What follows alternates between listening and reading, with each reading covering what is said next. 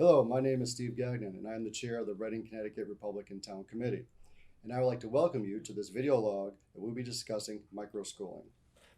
One of the big differences, one of the big concerns for families over the last 6 months has been how to best educate their children during the COVID-19 crisis. In response to this dilemma, a spontaneous solution called microschooling has become increasingly popular around the country. Here to tell you more about microschooling are three local Reading residents: David Bond, Lou Andrews, and Ruth O'Donnell. As board members of the Children's Education Opportunity Foundation, David and Lou have long been familiar with the alternative schooling. In addition, David and his wife Missy have homeschooled all their children. David, since you have indeed homeschooled your children, why don't you give us a basic definition of microschooling and tell us how it differs from homeschooling? Okay, good question. Homeschooling, of course, has been around for quite some time now in the United States. We're probably coming up on 20 to 30 years. And homeschooling is parents deciding to educate their children not in a private school or not in a public school, but in their homes. And so it is 100% parent directed. And in the case of our home, Missy and I had complementary educational backgrounds in the humanities and then in the sciences. That even though it was a bit scary for us because we weren't homeschooled, we wanted to really direct the education of our kids. We wanted to expose them to courses of study that weren't available in the Reading Public Schools, and we wanted to give them what we feel is a much broader education and a deeper one. So, what we did in our home is the classic homeschooling model. Parent stays home with the kids and directs their direct education K through 12. There are tremendous, back when we started, there were a lot, but now there are tremendous homeschooling curricula out there for parents. They don't need to be afraid. There's so much support and information and really excellent curricula to give their kids a great education. So that's homeschooling. If you move to the micro school, this new phenomenon of the micro school, that is a decision by more than one family to get together. It might be a neighborhood of parents that get together, and it is still parent directed and overseen by the parents, but they might hire a tutor, they might hire a math teacher, they might hire a science teacher, they might hire an English and history teacher, and they would basically from home to home create a school setting for the kids. And what we found is parents are going and finding churches or other facilities that they're renting. And this has been a very, very great development, I think, for education, because it shows, what everybody's been told is, education is just for the, quote unquote professionals, and that it's some mysterious thing that nobody can do, except for, professional educators or something like this. But what homeschooling has proved for 30 years now, and what microschools are proving, is that kids actually get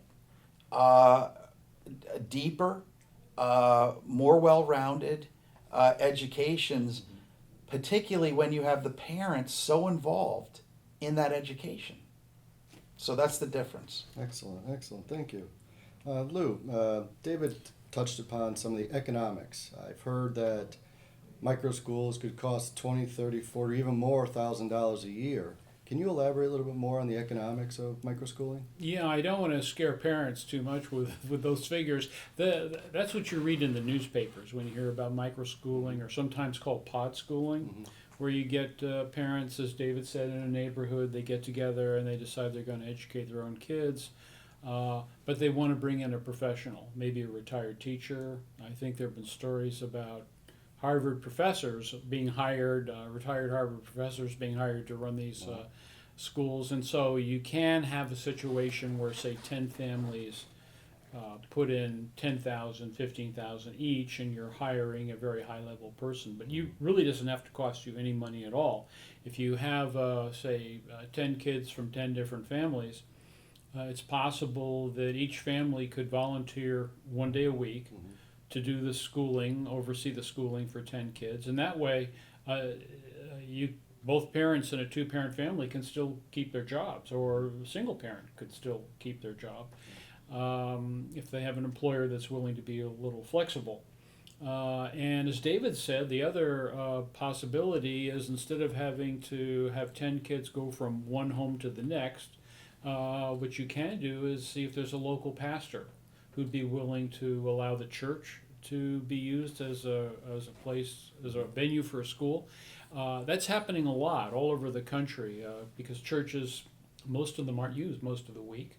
And so it's a great way for churches to provide their parishioners with a service, namely a place to educate their kids. Homeschool could be not 10 members of of a little community, but 10 of a neighborhood, but 10 members of a church.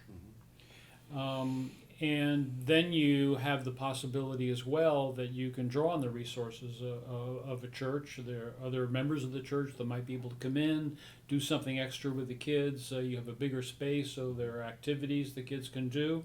So it's possible to go very high end and run a school with Harvard professors, and it's possible to go very economical and run a micro school, a pod school in a church for nothing. Great, great. David, speaking of Harvard, how do parents basically ensure that this education will be sufficient to get them into college if the kids so choose to go that route? Oh, that's an excellent question. First of all, to the parents that might be listening in that are considering this, but they're scared to do it. They didn't go. They weren't homeschooled. They weren't in a micro school. And am I going to deprive my children of the quality education that I received? Yeah, I can assure those parents that you can provide your children with a rich educational experience. And the side benefit of this is that this deepens the relationship between parent and child. And we live in a crazy world. And children need to be connected to their parents to navigate the dangerous waters of our culture now that's lost its bearings. And so the primary fear of Missy and I was, every year we took the, testing, make sure that we were on pace when we were in elementary school, middle school, high school, took the SATs and so forth. How do we make sure that our kids are on pace? Not just that they're doing their work and they're getting good grades in their work, but how do they compare nationally to other children?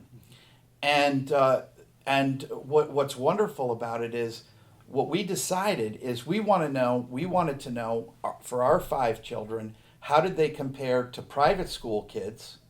But then we also wanted to know how they compared to public school kids. So every year we did standardized testing for our children, which is actually a lot more testing than they get in the public school system. And in private schools, they'll only test Lou, right, in grade 6, grade 8, or and so forth. Fixed years, huh? Yeah, so we actually tested every year, and what we would do to compare our children to private school children was we would use the Iowa test. Okay. And the Iowa test, still available today, far superior, by the way, to the Connecticut Mastery Test, because it compares your child to every child in the nation that goes to private schools. Okay, and so we use the Iowa test on 1 year to compare our kids to where they compare to their grade level in private school, and then we would test in our kids with the Stanford Achievement Test, and that would compare our kids to where they were against their counterparts in public school. And what we found every year was that our kids tested significantly higher than their counterparts in public school, and I would have to say significantly higher also than the kids in the private schools. But what's important about those Stanford tests and the Iowa test is that they're national norm reference tests. The Connecticut Mastery Test, which is ginned up by the Department of Education in Connecticut, is not a national norm reference test, and you don't know how your kids are comparing to other states. Mm-hmm. So it is deficient, and if I had my kid in private or public school, I would have these tests every year anyhow. Mm-hmm. So we took those, we recorded those. Those would be the last things that would go into their year's worth of work binder. We kept every year of their academic work in an 8-inch 3-ring binder, and had all their tests, all their grades, and then we would have that there, and that is what reassured us that our kids were at or well beyond their grade level in educational achievement. Nice, very nice. So one thought came to mind is on a micro school, there tends to be a facility or a size restriction. So if someone, say, is opening a micro school, how do they address having all the electronic equipment, the kids in one place or whatnot? Right. I touched on this a little bit before, in that if you were just homeschooling your own kids, maybe you could do it in your own house. I mean, a lot of families do that, but if you're talking about pooling 10 families, 10 kids, every family might not want to entertain all those kids on alternate days. Although it's possible, and I could think in some neighborhoods, but in other neighborhoods, I think the first choice would be to go to a local church or synagogue, and ask there. A lot of churches and synagogues around the country are open to this. Mm-hmm. A lot of towns have community centers. Presumably, maybe something like the YMCA might be open to it. I would think that every town probably has some kind of facility that you as a resident and you and your friends in the school together as town residents should have theoretically some kind of access to. So it doesn't have to be in the home. It just has to be in a place where you can plug in 10 laptops. Great. Open this question up to the floor. What do homeschooled or micro-schooled children do about sports? Well, I think, Ruth, I want you to jump in after I answer this on that. Well, that's a challenging thing because Connecticut, unlike many other states, once you aren't enrolled in the government school system or the public school system, the principals, most people don't know this, but the principals all belong to a private athletic association. And that athletic association, made up of the principals of all the public schools in the state of Connecticut, have a rule. And the rule is if you're homeschooled, you can't participate in Connecticut public school sports. Really, even though the parents are paying taxes? Yeah. Yeah, it's one of those things where if anybody challenged this legally, it would fall. It's just it would take a significant amount of money to challenge it because we know that the teachers unions and the public schools have a lot of resources that individual parents don't have. But in other states, you could have a micro school, but if every one of those kids wasn't getting a what they felt was a great chemistry class experience, You just notify the public school and you could go in and take a chemistry course. Those micro school kids could go in. Now that's not the case in Connecticut. And along the same lines, in other states, most other states allow parents that homeschool or micro school their children, allow them to participate in team sports within the district that they pay taxes. So my children were barred. Some of the coaches wanted them to play because they saw them playing in the club sports, but and they tried, but they were barred from playing in Reading sports.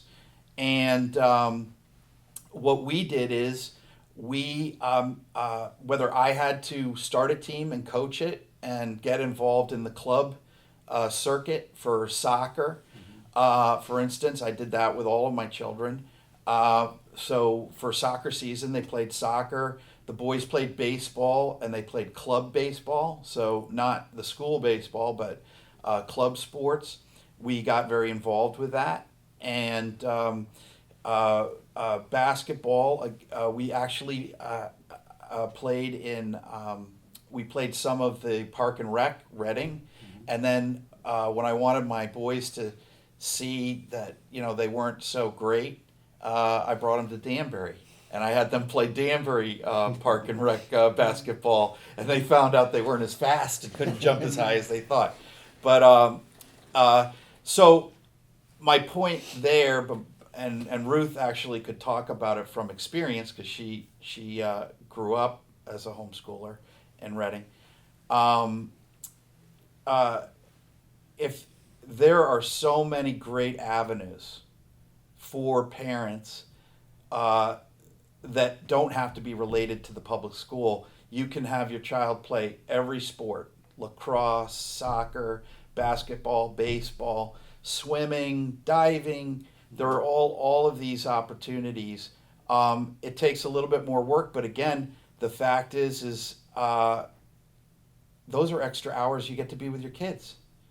And what I've found is the time that I had with my kids, I thought it was so hectic, but it went by so fast. And I'm grateful now for all those hours of driving to practices and soccer games and coaching and all of those things. But I talked to somebody probably that went through it, get a better answer. So my experience was I did play in elementary school. I played in the Park and Rec department, basketball, soccer. Those were the main two. And then when I was in middle school, I was still able to participate in that. And then I got into the town travel sports. And in that case, I was able to play for the town. This was pre-high school. And then, of course, in 8th grade, we had a Reading travel team. We were really good. He was the coach. And we traveled around in Fairfield County, and we played really well. And then the following year, of course, all of my friends on the soccer team made the high school team at Barlow in Reading. And I did try to petition Barlow to join that team. And, of course, I wasn't allowed to. But the main thing is that we had some, in that time, we really did develop as athletes. And all of my counterparts were able to go ahead and play for the town. And I felt at the time, of course, that I was good enough to play, and I wasn't able to. However, he mentioned that there are other avenues, other ways to play tennis. To play sports. I was able to go to Ridgefield and play tennis. There was a Ridgefield travel team, and we practiced at the Ridgefield Tennis Club, and I went and got to play tennis in New Haven competitively at Yale. So that was a great opportunity. I was able to. There are other soccer leagues around Connecticut. I was able to play soccer in Weston, in Ridgefield, in Wilton. So even through high school, we were able to find other towns that would allow me to play with their travel sports teams. Again, after high school, I never played sports in Reading again. But I was, for the homeschooler microschooling parent, there are other options out there, and I was able to continue to develop as an athlete. I really got into tennis into high school, and I was able to continually develop as an athlete. I was also went to Danbury, and I played piano and violin competitively in Connecticut through a private teacher, but I was able to join the Danbury Symphony Orchestra through my teacher, but they also take applications in their community orchestra, and I was able to be a part of that, the Danbury music community, by auditioning and joining these musical outlets, and we would have a concert once a month. I met a lot of people. So that was a really great experience for me too, that had, again, that with it was educational as well, and it had nothing to do with where I was going to school. And it really helped me develop in high school as an adult. And so again, there are, just because my experience was the way that it was, it doesn't mean that I did not get to continually develop as an athlete or as a musician in the other case. Yeah, and I'd just like to add to that. Um, Obviously, there's a little bit of extra thought that has to go into it for your child.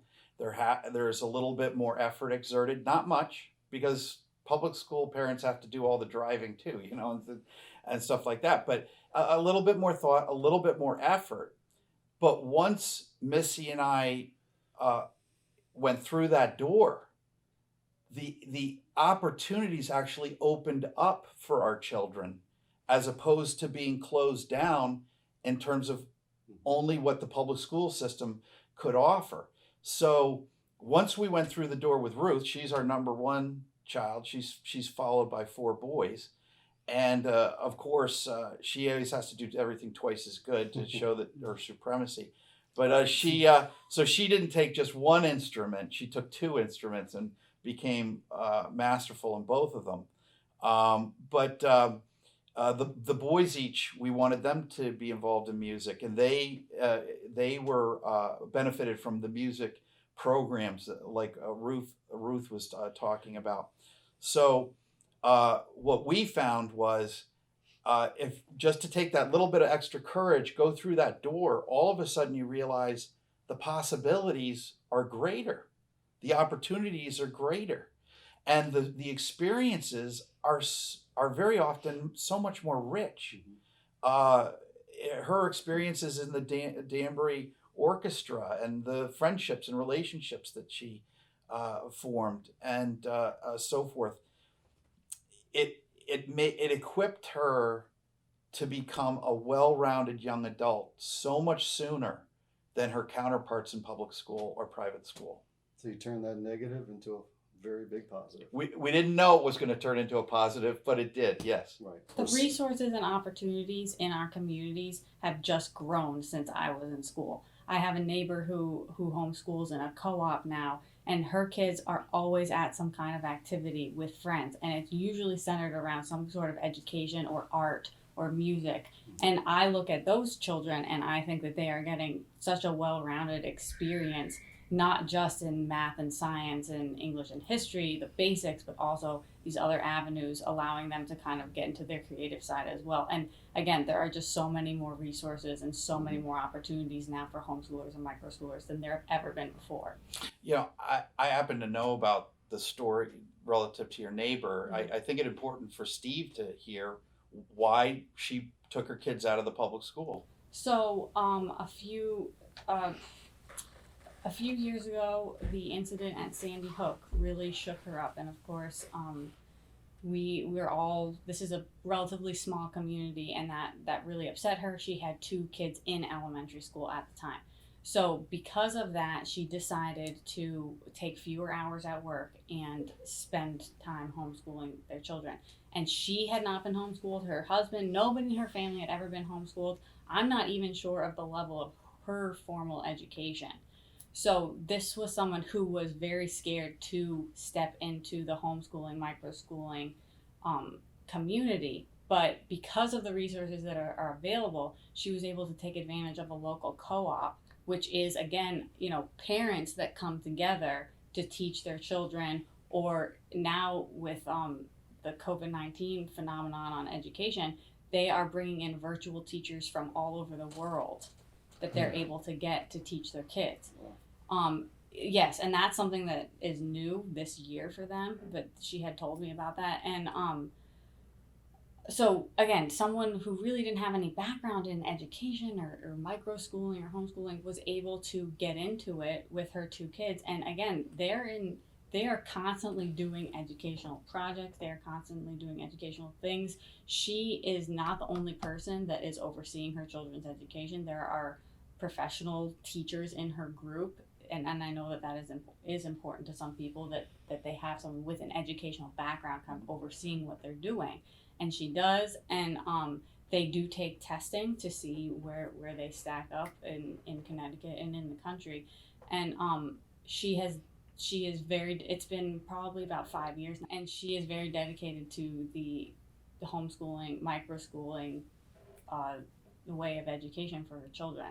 So it's been interesting to see as I've lived next to her, to see how she has the things that she's chosen for her children, and that she has been able to direct it herself, and she's been able to spend time with her kids and be a part of their educational experience and make sure that they're getting the type of education that, parents know their kids better than anybody else. Mhm. You would really think that is of huge value to each parent. And of course, I'm a mother now, and it is immensely important to me of how my child gets educated. I want to be a part of that process.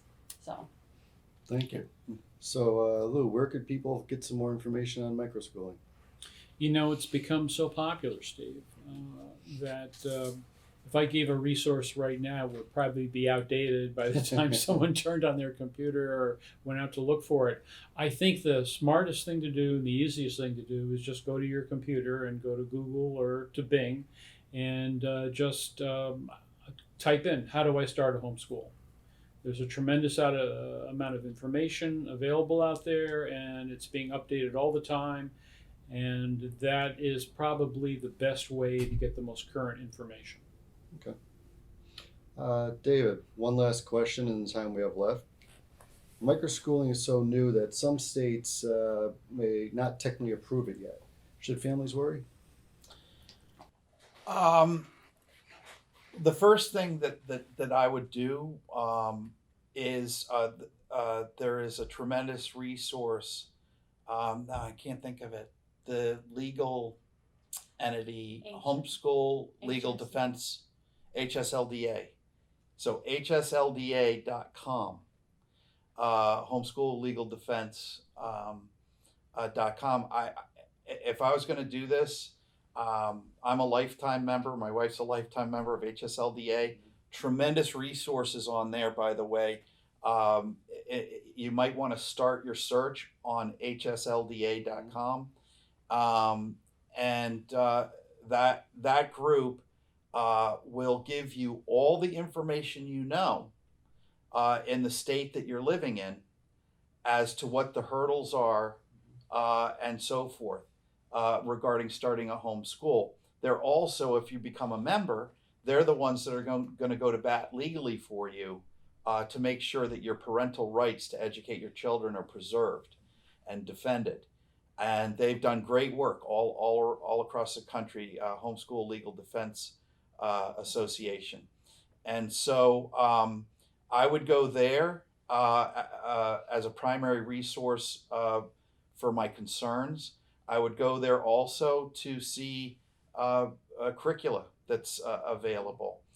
For instance, Hillsdale College is a great resource for people that want to get homeschool or micro school educational resources, and other schools along the line. My kids, we mostly did the Becca curricula from Pensacola Christian Academy. That's a great resource. We supplemented it when we thought that in a particular grade or age that perhaps we wanted them to have a different math experience and so forth. Another thing that we haven't addressed yet is in many of the curricula that you can use, you can obtain a high school diploma. There's a way to do that. That's important. And it's something that I actually I should have talked about earlier, but my children, you know, I had a high school diploma, so I wanted them to have one.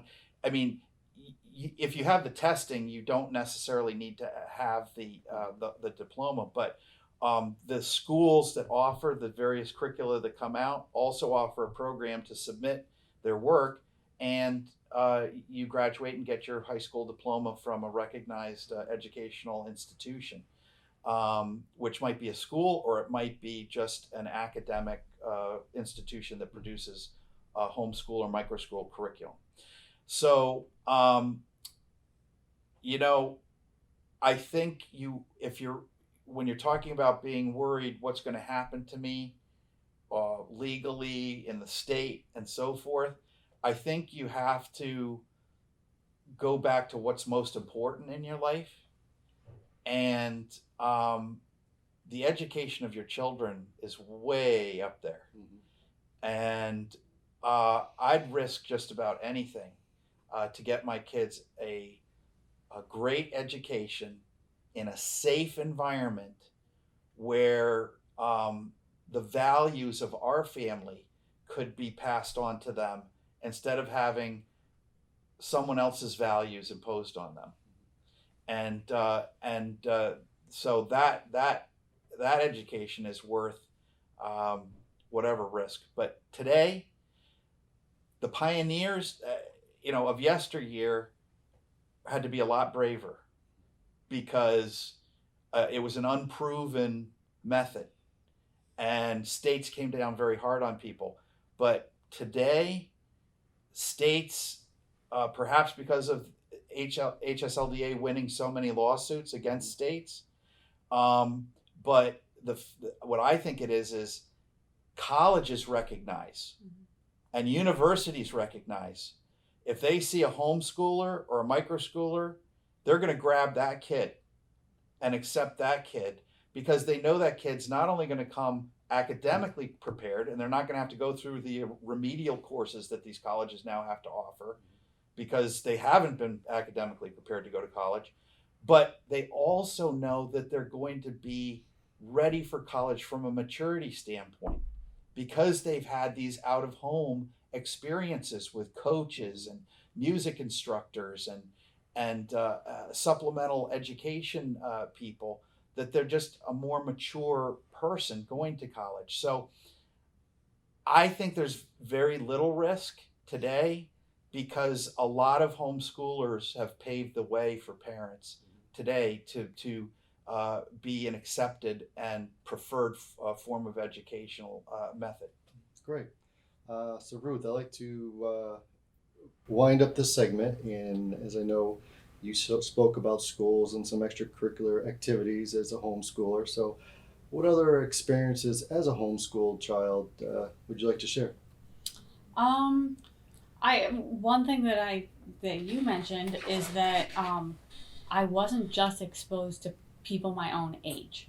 I had the extracurricular experiences, such as getting in the music community. There were people my age, and then there were adults, and I had to get very used to interacting with adults on a higher maturity level. I actually felt like when I went to college, I backslid maturity-wise my first year, because I was around so many people my own age. So I feel like I was very mature at 18, and then I backslid for a few years, and then I came out of it, and I'm fine now.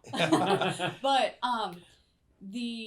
of course, going to college, I had to be responsible for getting up. I was responsible for, my mother would lay out all my papers, and I knew what I was supposed to do each day for school. However, a lot of that was left to me, and that happens often with homeschoolers, that they are not spoon-fed education as much as they need to watch their virtual class, and then you need to do the work, and then that work is going to be submitted to whichever institution is going to be giving you the diploma. And so in that sense, I think homeschoolers are trained to be self-starters and self-motivated, and that is huge when you go into the workforce.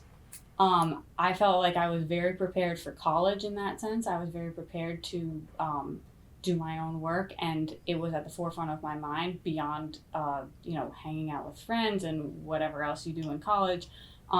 Education was such a priority in our home, and it was something that I knew my parents had sacrificed for, that I always was I took it very seriously. So I think that there are these values that you get from homeschooling that help you later on in life. It's a form of training that you get just in the act of homeschooling. And I look back, of course, on my athletic experience in high school, and at the time it was a challenge and perhaps character building, but I don't resent any of that experience because, of course, I still got to play sports. I got to go play in other towns, meet other friends, be a part of other groups, and that all in all was a great experience for me. That's awesome. Well, I know I learned a lot today, and I want to thank David, Ruth, and Lou for your time. At the conclusion of this, I'm going to put up an email on the screen, so if people have any further questions, they can reach out and pass them along, and maybe people want to do another one of these and get a little more information. Sure. So thank you very much. Oh, you're Thanks, very Steve. welcome. Thank you, Steve.